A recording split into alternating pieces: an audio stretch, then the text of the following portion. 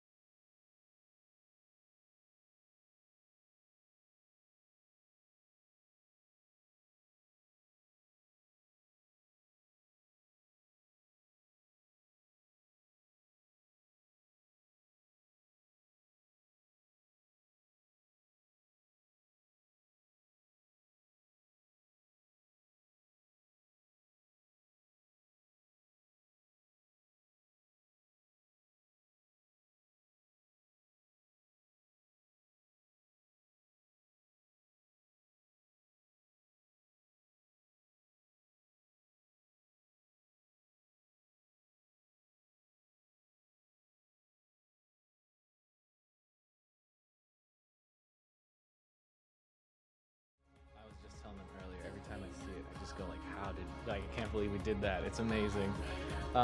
For nearly an hour, music, visuals, mechanics, and yes, 10,000 players blend into an experience I'm clearly really proud to have worked on. But importantly for us, it holds 2 Guinness World Records. 1 for most players in a concert-themed virtual world, and 2 for most avatars emoting simultaneously. I'm fairly certain there are other records that we qualify for, but those are the official ones at the very least. So let's talk about what we learned making it. In this talk, we're going to go over these concepts. Then at the very end, we're going to grab some takeout, and I'm going to treat you all to a little bit of dessert. And importantly, along the way, there are going to be countless analogies, mainly because it helps me understand things when I analogize it to something else. And our guides will be these friendly folks. I made these. These are personifications of all of those concepts we saw earlier because it's fun, and also because I think it helps with when a concept is physicalized somehow. So let's meet this group. This is Scale. Everyone say hello, Scale. Hello, Scale. Scale wants us to know that it is impossible to conceptualize scale and that we need to remember how special every individual is. Okay, let's try to conceptualize things at this scale. 10,000 is big. It's really, really big. In fact, I think it's so uniquely big that we need a new term to help us talk about it: supermassive group. For context, Sky is designed for 8 people, or to say it differently, accommodates 0.08% of our intended player count. This is a clip from Powers of 10, a 1977 short documentary by Charles and Ray Eames, all about scale. So you can see the difference between what scale means at 1 meter for 1 person, all the way up to 10,000 meters for 10,000 people. Of course, if you're going by square meters, you would have stopped earlier. But the fact still stands, that is enormously large. And that was the first lesson that we learned, was that it is simply impossible to properly and consistently conceptualize the size of such a group. It's just so big. Our mental number lines bias towards smaller numbers, and Dunbar's number, which is the theoretical upper limit for how many people humans can maintain in their social networks at any given time, is just 150. We want to obliterate far, far, far, far past it. So I will be defining supermassive group with absolutely no authority to mean a group of concurrently active and co-located real-time networked players in groups of 1,000 or more. But in our case, we're talking 10 times that, 10,000. All the while, somehow, we have to still ensure that the humanity of each participant shines through. Because what's the point of being around 9,999 other individuals if you don't feel their humanity next to you? These are seemingly contradictory design goals. You know, explore scale, but every single individual person is special. It hasn't really been explored in media. There was one example, however, that I found, which is Alan McCullum's Over 10,000 Individual Work series, which does precisely this. Takes 10,000 unique individual objects and places them next to each other, places them in context of each other, and because of that, the whole that they create is made all the more special. So we want to do this, but interactive, and to music, with real people, on mobile, for an hour. This has never been done before, so we have to chart our own path here. So thank you very much, Scale, for making us feel really good about ourselves, but for teaching us the important lesson that it is impossible to conceptualize things that are this big, and reminding us that we need to make sure every individual is special. Well, let's say we've done this. How can we start organizing things? How do we start, planning our design? Well, our good friend Structure, who ought to be in all of our projects. Structure insists that there needs to be a narrative spine, or we're going to have anarchy, and that spine should be about the group's groupness. What do we mean by this? Well, one of the earliest and perhaps most intuitive lessons we learned was that the more actors you introduce in a system, the noisier it all gets. So we need to make sure we have a really strong spine that establishes order and meaning, so that even among all of that noise, it's still a clear, cohesive experience. So for us, that was creating a grand story arc for the entire experience defined by emotional highs and lows. We developed a narrative about humanity and nature, and yes, these are the actual design documents. They're very artistically beautiful and the great designer kind of way. It explored the different emotional stages of being and not being in community with others. It explored contrasting social themes like selfishness and selflessness, togetherness, and isolation. We told each of these stories through each song as the concert unfolded, with each song containing within it its own story in its own landscape. Selecting stories about group sizes and the emotional aspects of being in a community helps ensure that at the highest level, the fundamental type of experience that players are looking to have is thematically compatible with the type of experience you are looking to create as a developer. That seems like kind of obvious, but it can be easy to overlook this. So we developed another similarly large-scale project later, Season of Passage, that I think failed to deliver the same emotional impact as the concert due to a number of reasons, but one of which was a misalignment at this scale. For Season of Passage, we were focusing on big group gameplay activities, and so that's what we invested all of our time into. But unfortunately, what we weren't able to do was resolve a narrative that also had to do with community. So that ultimately, unfortunately, got cut from the story before it shipped, even though that was a part of our earliest concepts all along. So Season of Passage wound up being you playing gameplay activities with lots and lots of other people and then having an intimate story with just a handful of NPCs. That made things a little confusing and inconsistent for players, you know? It's like, why are you even here? I've been talking with these NPCs, and then now I'm doing something with 100 other people. It doesn't really make sense. There was a lot that went into Season of Passage, but this particular narrative and structural point is one that I feel we thankfully managed to avoid with the Aurora concert, because the story itself was all about being in a group. It was about being in a community. So thank you, structure. Now we know we need a narrative spine and that it should be about the group's groupness. But what about design guidelines? We're designers anyway. First and foremost, our friend Simplicity is here to remind us that our technical constraints will always be our design constraints, whether or not we're designing at this scale, but importantly, that at this scale, the group itself will fill in the silence created by those very technical constraints.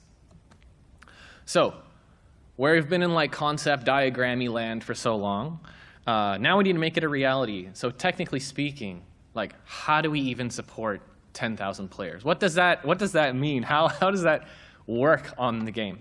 Ultimately, what we arrived at was a solution that gave us, the designers, the positional data for each player. And in order to render all 10,000 at the screen at the same time, we would render each of these individual avatars as kind of a more simplified geometry. In this case, we're looking at a torture test of all kinds of abstracted Sky Kids, which are the characters that we colloquially call in Sky.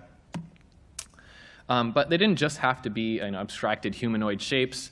Very quickly we learned that maybe they could be birds or jellyfish, mantas, butterflies, and we used all of these for the concert. These simplified models worked well given our technical constraints.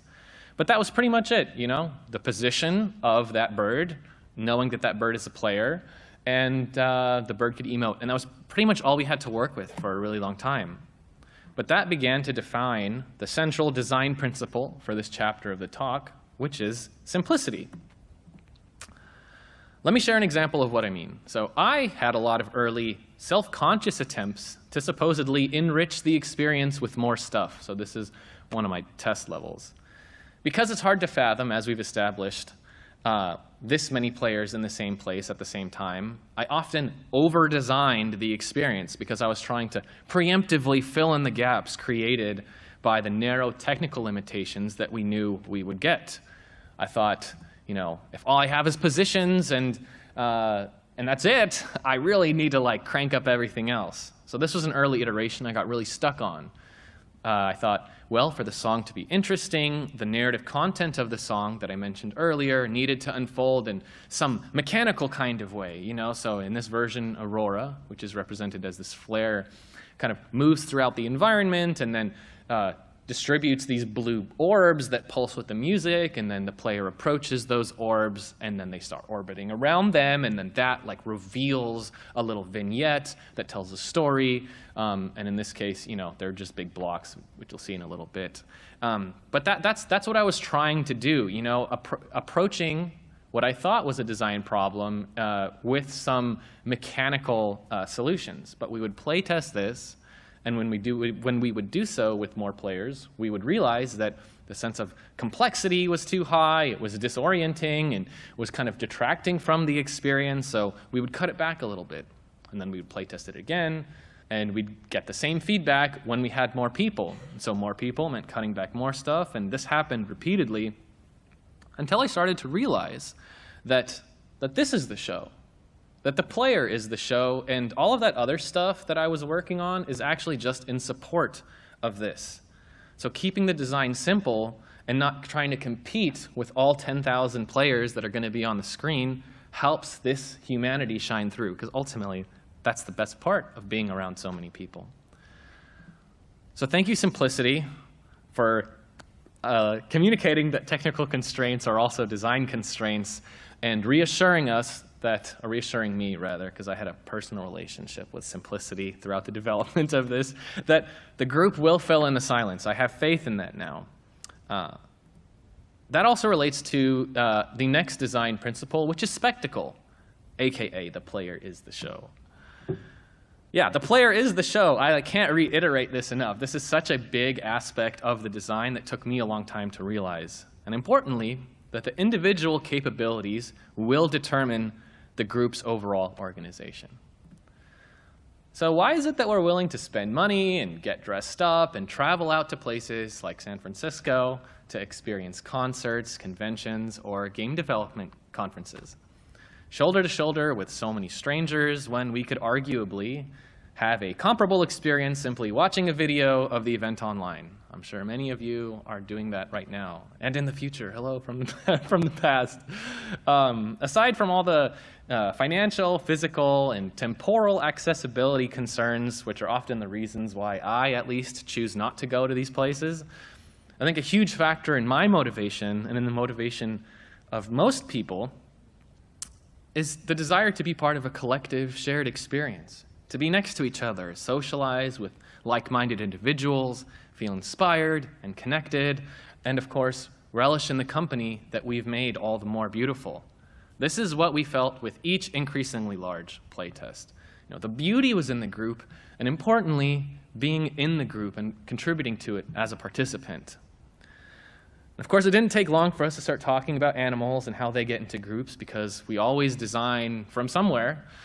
And when animals come together, the form and the organization that their groups take are determined by the capabilities of each of those individuals. So a crab is capable of some things, and a horse is capable of entirely different things. And because they're also in two different environments, when you bring a bunch of them together, they start operating differently. And the thrill, of course, is being in this group while it's happening, being in a stampede of horses. Yeah, we are all animals, of course, and the experience of being the bottommost crab in the pile in that organization and the innermost sheep in the flock in that organization are both vastly different in structure and presumably enjoyability, but I could be wrong. I'm not a crab yet. We still have time, so you never know. But the spectacle is the show, and the group is the show, and the group will behave differently depending on the capabilities of each of the individuals. So to succeed in making the player the show, to succeed in organizing the group in a compelling way, we can tune each individual's capabilities. So thank you, Spectacle, but what does that even mean to tune those capabilities? How do we move away from that crab pile and move towards something that is much more compelling? Well, we can talk to our other friend, Affordance, who's so cute. Affordance is going to tell us all about parrot problems, which are a thing, how guiding the individual can make a structured group, and importantly, the necessity to leave freedom for expression. Before we leave this animal analogy, I just want to share that I currently live in Long Beach, and in Long Beach, we have these feral parrots that like fly all over town. A lot of places in Southern California have this. And they are so loud. It's remarkable how loud one parrot can be, but when they're in their flock, you basically can't hear anything else. And we had a lot of parrot problems in Sky. So let me explain this picture. This picture is from an early playtest. Do you know what this picture is? This picture is a pile of crabs, is what this is. And we do not want this. What we want is organization. Because if you don't have organization, it's distracting, there's a lot of noise, makes it difficult to concentrate, there's no visual hierarchy to what's happening.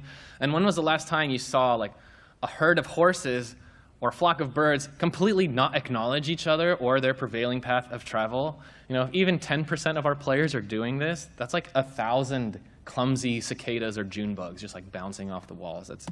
We don't want that.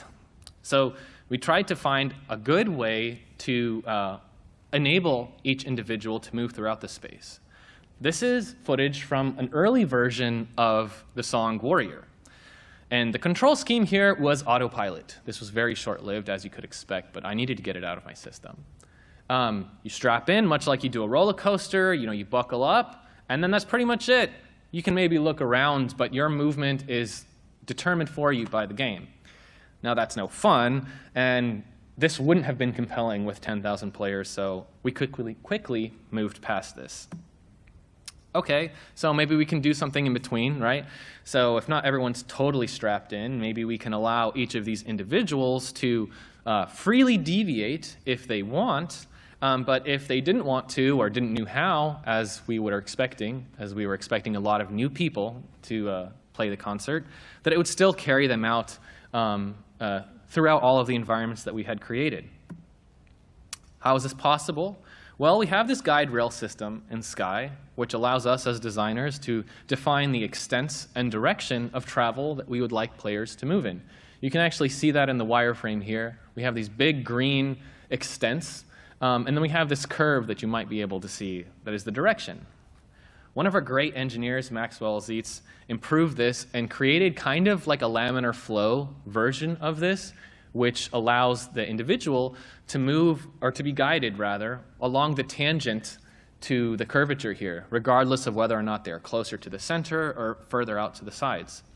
The best way I can describe this is being in like a lazy river.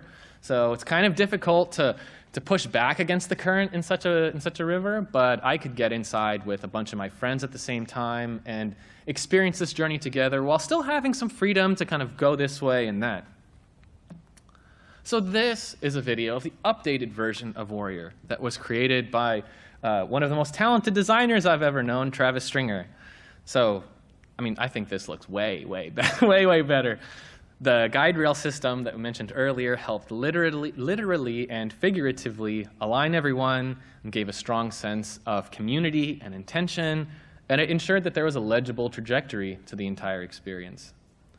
Remember that each manta here is a real person somewhere in the world, and I think you can really feel that a lot more when everybody's moving together. Importantly, for us as designers, we could know where players would be, roughly when they would be there, and that way we could set up shots like this, which I think is one of the best shots from the concert. But also, sometimes we didn't want players to be kind of guided on these rails. Sometimes we wanted the player to be able to maneuver freely throughout the space. Why would we want this? Well, if you've been guided for so long and then all of a sudden you're not guided anymore, you might feel uneasy. This place might feel mysterious. And that's what we were trying to achieve with All the Soft inside this song here. But if they're not on the rail, then people start bonking into objects and getting stuck in geometry. A lot of people don't even know how to use a camera, so they miss out on entire portions of the song. That's stressful and pretty ungraceful. And the last thing we want is for you to be embarrassed or self-conscious in front of 9,999 other people. That is a literal nightmare. So, another simple solution here was to create a general collision prevention system for the flight controller so that even if the player gave no input, as is the case here, they would avoid walls, stay above the ground, and it would prevent them from getting stuck in little nooks and crannies like this. We actually called this Soarin' Over California funnily enough. And it works quite well. So with no input, this character is able to maneuver through a pretty complicated environment and never at any point really get caught anywhere. Graceful and stress-free. So both of these systems, I felt, worked together really well to create a unifying structure, the kind of structure we wanted, without tying each individual to a hyper-rigid possibility space. You add on top of that the ability to emote, and there's suddenly a lot of expression and a lot of life here. We start to get more and more of this starling murmuration experience, which has always been inspiring, and less of that crab pile one, precisely because of the affordances that we have put in and given to each individual. But of course, what our community came up with without any of our help was far, far more compelling. This was truthfully one of the most exciting things that we anticipated at the studio. Essentially, intrepid players, once this was live, began to organize flash mobs with each other. They started to kind of get smart about things. Love trains emerged early, where players would follow each other in a big long line and spam the heart emote. And that gave way to waterfalls, where players would jump from high places and spamming other emotes, trying to, here we go, that's a great example right there. And then, of course, there were light towers, where players would use each other to get as high as they possibly could, stretch that verticality as much as possible, kind of like, they're standing on each other's shoulders. There were also whirlpools, tracing, drawings, and even fully rehearsed animations. This is just absolutely incredible. And again, none of these activities were initially planned by us. We did later facilitate some for the encore, which happened a year later, but only in response to what the community showed us they were capable of doing and wanted to do. We truthfully have the best community ever. Like, if you play Sky, thank you so much, you're amazing. But all this emerged from the fusion of the affordances that we gave players and, of course, our incredible community. And these images in particular, I don't know if you can read, it says Aurora right there, which is awesome. These images were taken from the positional data we received on the back end. So we could watch in real time while some of these were happening as well, which was incredible. Just goes to show when you give people even some amount of control and you put them all together, amazing things will happen. Being in one of these is like a total unreal experience. It's like the tallest elevator you've ever been in. It's amazing. Thank you, affordance. Starting to feel a little better. I know what problems are and how to get around it. I know that I need to guide individuals, but that will make a structured group, and that leaving room for freedom can be super fun. Everything's going to be great, right? No, who is this unsavory character? His name is Unfordance. Their name is Unfordance, which is a made-up word. It's a made-up word that I created to help describe the qualities of the supermassive group that make our lives as designers difficult as a whole. And interestingly, they also map to the states of matter: solid, liquid, gas, and plasma. I wish I had like an analogy counter on this. I feel like we're racking them up. So let's just start with solid. Why is the supermassive group a solid? Because it will obstruct. It will get in its own way in some contexts more than others. I'm sure we've all had this kind of experience. If you give people a singular point of interest, they will swarm to them, and that is unmanageable and unenjoyable. So these are images from one of our pre-ship builds. Can you spot the player in either of these? Well, I couldn't either, so there's no highlight here. They're just somewhere in there. You have to take my word for it. So this would happen a lot. We tried a lot of different solutions to try to combat this, but one of the most helpful ones wound up being something we called ember regions. Wes Hawkins, another one of our fantastic engineers, helped to work on this system that allows designers like myself to hand-place regions in the world that take the abstracted player models, be they the abstracted, Sky Kid models, the jellyfish, mantas, etc. And when they enter into these regions, we reduce their visibility down to a single shimmering orange light. We don't eliminate the visibility entirely, but we just reduce it. This has a lot of advantages. It frees up a lot of real estate in a lot of hotspot areas while still communicating to you just how many real human beings there are next to you.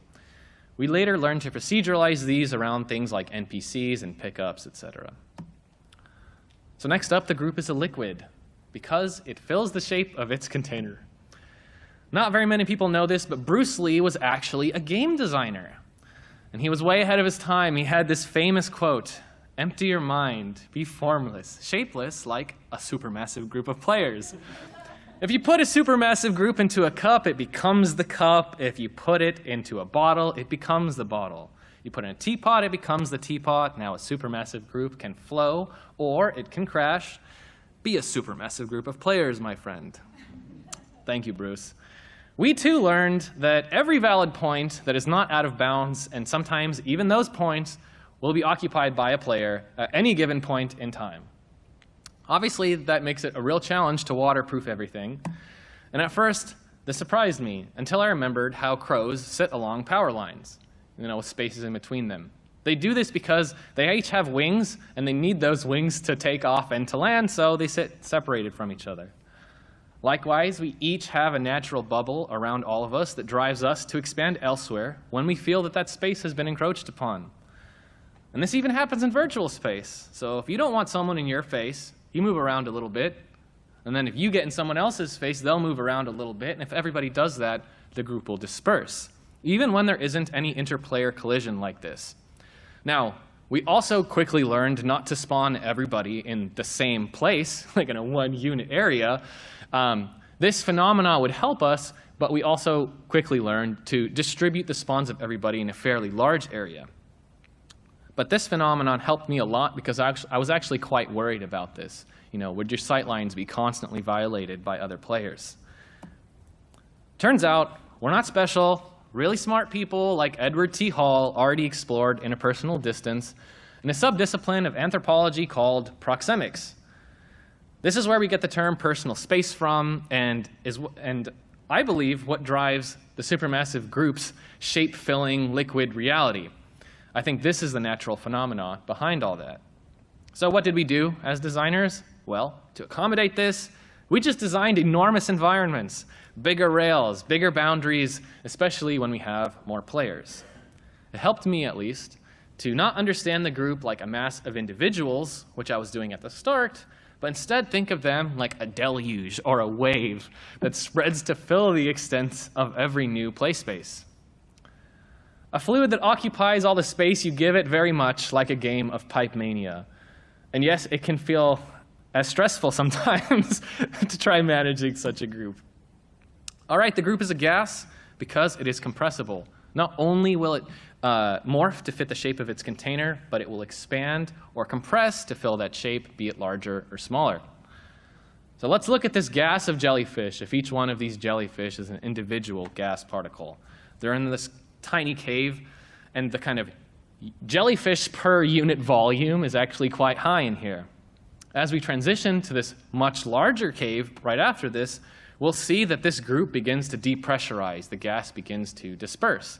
It doesn't happen immediately, but it does happen. Now, this can be an issue if we're just looking at it superficially speaking for crowd control reasons. Oh my gosh, I have 5,000 players, 10,000 players, and I'm trying to get them through an area that's much smaller. This is going to be such a pain. It's going to be very difficult.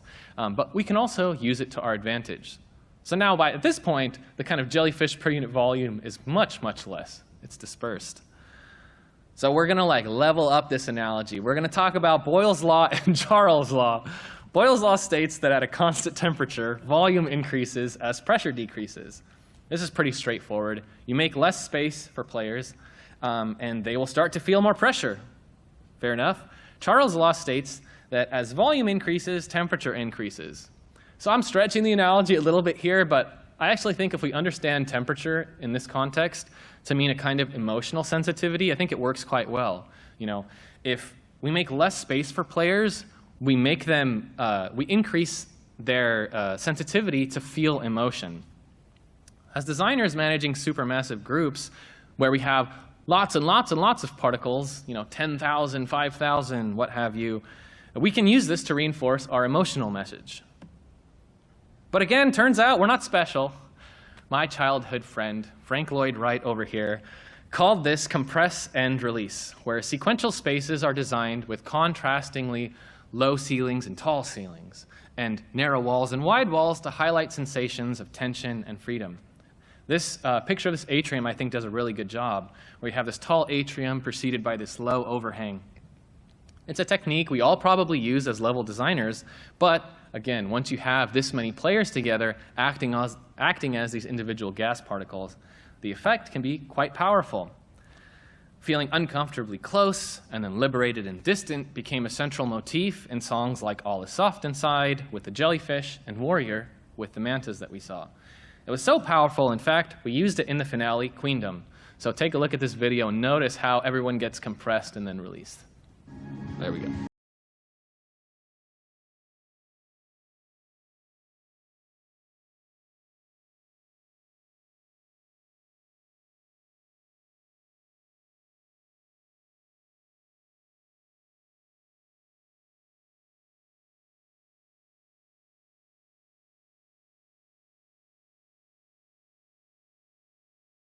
It like never gets old watching that. It's so fun. Okay, last up in this crazy analogy, the group is a plasma. Well, there's one big way that a supermassive group is like a plasma, and that is that you don't know what a plasma is, and neither do I. Aspects of it will always be beyond the realm of our understanding. So thank you, Unfordance, for informing us about all of these different aspects, but also giving us a way to combat them. So now that we have this, we understand scale, we've got simplicity and spectacle and all of these things in our head, what can we do to make our lives easier as designers? Well, good thing we have our friend Tooling here with the magical, amazing mustache, the enviable mustache of Tooling. Only has one point for us, which is that simulation tools are a must-have. Allow me to explain. We discovered very quickly in the design process that we needed a way to visualize this on demand in various contexts. If we had 10,000 mantas in a really small space, that could compromise a lot of things: noise, performance, experience, emotion. Human behavior is hard to simulate, but our engineering team did create this tool called Follow Guys that allows us to spawn any number of players of any model at any radius around us with any shout frequency that would follow us as we move. We use this constantly throughout the development, especially when spot testing suspicious areas. Like, what's the worst case scenario like? Let's say 10,000 players manage to organize themselves and shove each other into like one concentrated area. What might that look like?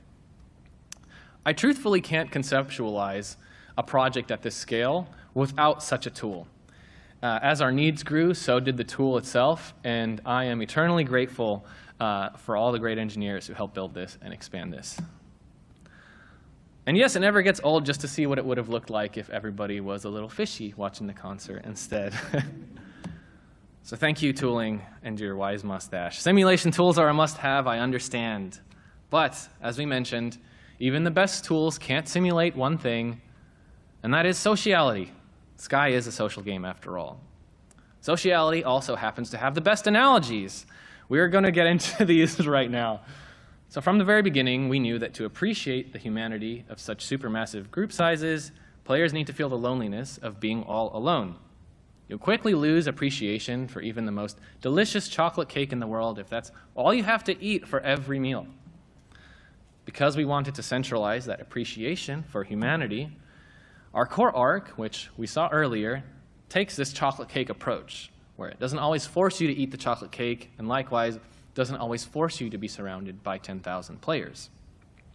Instead, the story revolves around building up, breaking down, and then reviving the group, the number of players. And in this way, we can think of the player population in a supermassive group as an allegory for the player's emotion. So yes, while the stadium seats 10,000, and at various points along the way, you do experience the concert beside 10,000, we don't give you that luxury the entire time. We hold it away from you and use it as a tool to reinforce our emotional goals. So when you start, the first song of the concert is Exhale, Inhale, and you are all alone. You feel quite small. But we transition you to Runaway, and then you're beside 400. By the time that song reaches its climax, you're at 1,000. You start to feel very hopeful. But then, with All Is Soft Inside, the next song, we humble you back to 200, opening it up to 500 as the song reaches its climax. Now you're breaking free from your inhibitions. And in Warrior, We surround you with the full 10,000. You feel unbeatable together until you make your way to the seed, where your numbers start to drop and drop slowly until you are one fragile, solitary little butterfly flying through the darkness, until you eventually reunite with one other butterfly, and then you reunite with 500 others, and you make your way through space together, and you make your way back to the Colosseum. But this time, it's totally empty. Not even you are there. No one else is there either. Complete and total silence and absence. A single star descends from the sky, and the full force of 10,000, all of us together as one big group, appear once again to emphatically celebrate the closing song, Queendom. The depth of your feeling of connectedness to the humanity around you is deepest when contrasted with the shallowness of your own solitude. You can call this a kind of emotional theory of social relativity. I've got analogies all day. They're going to keep coming. On a different note, your ability to connect to individuals and see yourself in relation to them is predicated largely on your ability to differentiate these individuals from each other. Homogeneity in any group is to be expected, but as Homo sapiens, we're all bipedal mammals with like flat fingernails, weird hair distribution, lanky arms and legs, But between us, we span a beautiful range of shapes, colors, sounds, movements, and yes, even smells. Now, imagine the last concert that you went to, and then imagine being surrounded by 1,000 Agent Smiths. That is not the experience that we wanted to create. So to combat this Agent Smith syndrome, we were able to do a couple things, like tint the model of these players, the abstracted players, with whatever color cape they would be wearing, scaling them with whatever height they had, and of course allowing them to emote with 4 different expressions. There's always room to improve, but remember, we're dealing with a supermassive group of 10,000 players being networked and sharing this space together. It really is an engineering marvel. We'll take what we can get. I think even this limited diversity helps nudge us out of that social uncanny valley where players can feel real but aren't totally real altogether. Thank you, Sociality, for your wonderful analogies with the emotional theory of social relativity, aka chocolate cake, aka distance makes the heart grow fonder, and the wonderfully named Agent Smith syndrome. I really appreciate you. But just because we've done all of that doesn't mean that everybody is aligned. That's what alignment is here for. 2 lessons here. 1 is to foster nearby solidarity with players, and 2 is to regularly regroup players throughout. It's one thing just to bring everyone together. It's another thing to align their experiences in one big shared narrative. Did you leave with an understanding that you all went on the same emotional journey together? Everything we've said already contributes to that, but some of the biggest factors, I think, actually emerged out of, surprise, surprise, technical and logistical concerns. 1, about where you would be seated to view the experience, and 2, how we would even synchronize the timing of all of this. These were chat benches and intermissions, and that's what we'll get to right now. So first, chat benches. This is a system that already exists in Sky. It allows up to 8 players to chat with each other if they're seated on the same bench, and it's used across the game to facilitate moments between friends and new players. Because you have to be seated at the bench, and because it allows you to chat with other players, and because it already supports 8 players, which was our standard room size, this quickly became the conduit for us to assemble the Colosseum, and this is how it contributed to alignment. When players join the concert, they're placed at a unique seat on a unique bench, which they are free to change until the concert starts. But once it starts, players all take their seats and begin their journeys together, a lot like the seats on a roller coaster. And yeah, we had a lot of amusement park conversations during the course of development here. These players, these benchmates, become your cohort.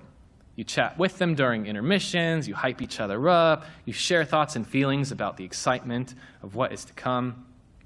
And in them, you have a safe personal space. And that's important, especially when at any moment you could be surrounded by thousands upon thousands of players. It aligns your unique experience with just a handful of other players, and you can leave with specific memories you've made together.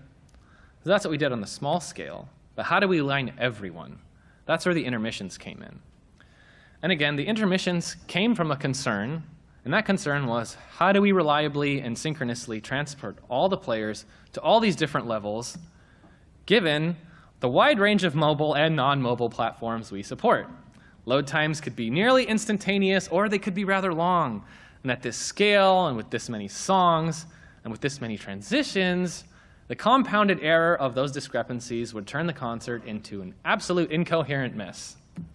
So instead, we tied the transitions to a global clock and created a 1 to 2 minute buffer to account for those delays.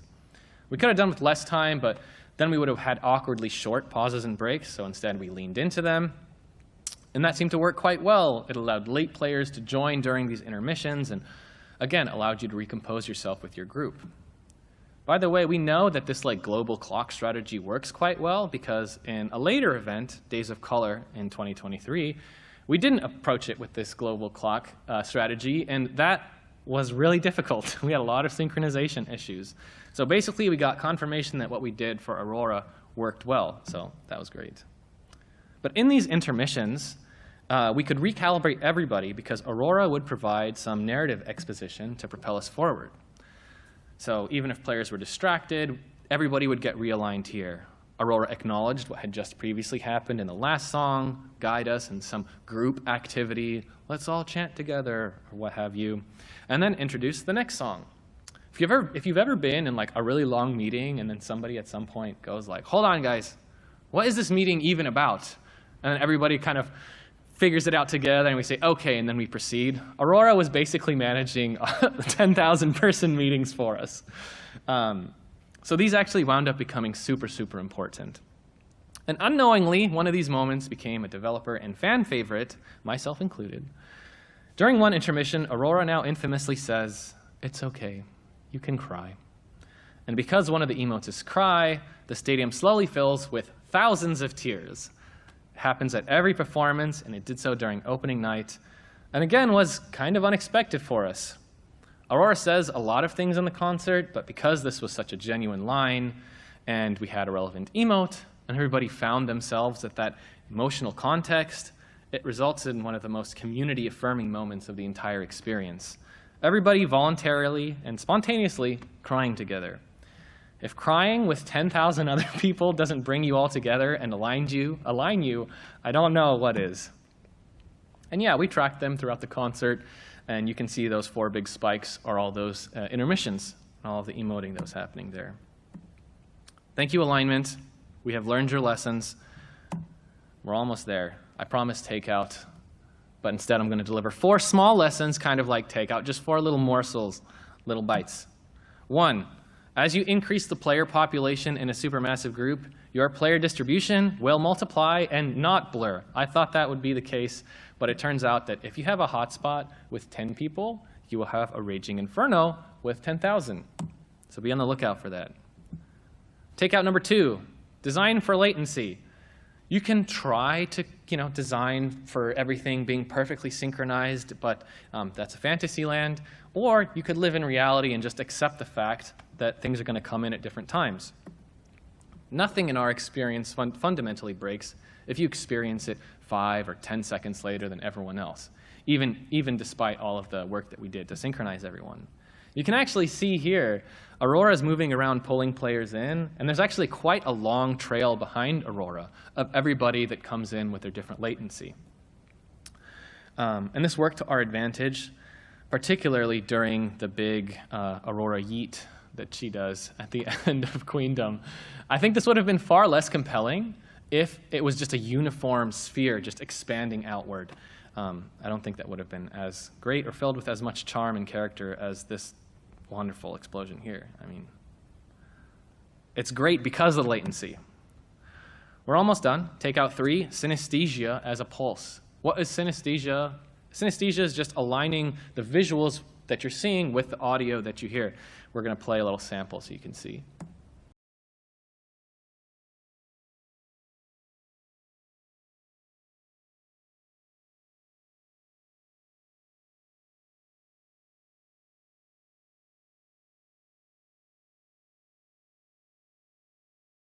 Thank you, Aurora. Okay, so I spent a lot of time with one of our talented engineers, Scott Morgan, working on modifiers to change things like the flower size, Aurora's pulse, the lighting, camera shake, etc., to suit the bass, mid, treble, and vocal channels of our music.